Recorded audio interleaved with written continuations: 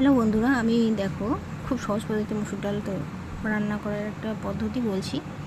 আমি প্রথমে লঙ্কা ফোড়ন দিয়েছি, সেটা ভাজা ভাজা হয়ে যাওয়ার পর কিছু 5 ফোড়ন একটু দেবো, সেটা ভাজা হয়ে যাওয়ার পর কিছু কুচনো পেঁয়াজ দেবো।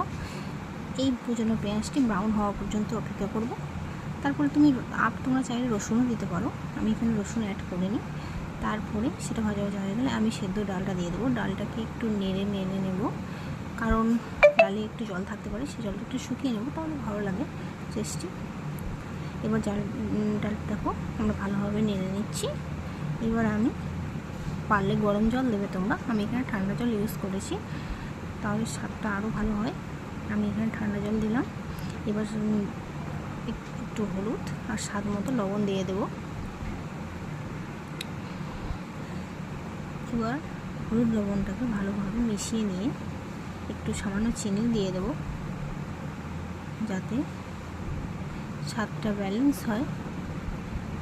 তোমরা চাইলে নাও দিতে পারো। তারপর ডালটিকে হাই ফ্লেমে আমি ফুটতে দেবো, এতে টেস্টটা ভালো আসবে। দেখো বন্ধুরা, আমি একটি নতুন চ্যানেল খুলেছি, তোমরা চাইলে এই চ্যানেলটিকে সাবস্ক্রাইব করতে পারো। দেখো ডালটা অনেকটা ফুটে গেছে, এবার ডালটাকে নামিয়ে নেবো। Thank you.